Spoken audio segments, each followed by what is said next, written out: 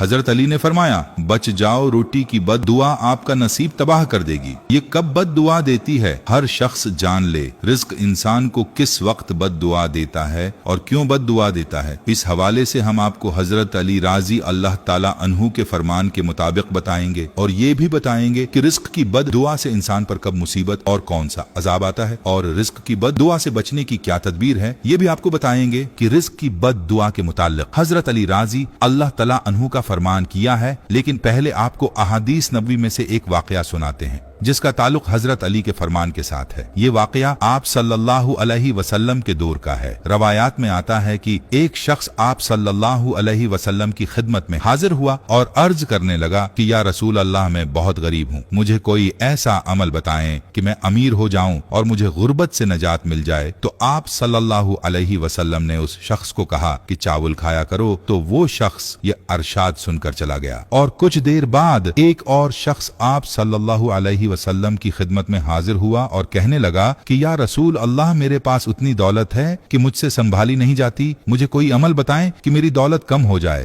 ताकि मैं उसे संभाल सकूं। तो उसको भी आप सल्लल्लाहु अलैहि वसल्लम ने ये फरमाया कि चावल खाया करो, तुम्हारा मसला हल हो जाएगा। वो शख्स भी कुछ देर बाद चला गया। तो बाकी असहाब ने आप सल्लल्लाहु अलैहि वसल्लम से अर्ज किया कि ये बात हमें समझ नहीं आई कि जो शख्स गरीब था उसको भी आपने चावल खाने को कहा और जो अमीर था उसको भी आपने चावल खाने को कहा। तो आप सल्लल्लाहु अलैहि वसल्लम ने फरमाया, याद रखो, जब इंसान चावल बनाता है तो उसे खाने में चावल का एक दाना ऐसा होता है जो कि अल्लाह की रहमत और बरकत वाला होता है। गरीब को चावल खाने को इसलिए कहा कि जो शख्स गरीब है वो थोड़े से चावल खरीद सकेगा और चावल बहुत थोड़ी मिकदार में पका सकेगा, और जब खाएगा तो वो एक एक दाना संभाल कर खाएगा और उस तरह वो रहमत और बरकत वाला दाना उस गरीब शख्स के पेट में चला जाएगा और ये उसके लिए उसके रिस्क में बरकत का सबब बनेगा। जबकि जो शख्स अमीर है वो चावल ज्यादा पकाएगा और जब खाने के लिए चावल निकालेगा तो भी ज्यादा निकालेगा और कुछ खाएगा और कुछ जाया करेगा। इस तरह से वो इस दाने को जाया कर देगा जो बरकत और रहमत वाला दाना होगा। लिहाजा उसके रिस्क से बरकत खत्म हो जाएगी और उसके रिस्क में कमी का सबब बनेगी। इस वाक़ये का ताल्लुक बराह रास्ते अल्लाह के इरशाद की तरफ है, जैसा कि अल्लाह ताला फरमाता है कि जब तुम अल्लाह का शुक्र अदा करोगे तो अल्लाह तुम्हारी उस नामत में इजाफा फरमा देगा, और अगर तुम नाशुक्री करोगे तो अल्लाह का अजाब सख्त है। और याद रहे कि शुक्र का ताल्लुक कदर के साथ है और उसकी नाकदरी करना नाशुक्री कहलाता है। और ये अल्लाह का कादा है कि जो भी शुक्र करेगा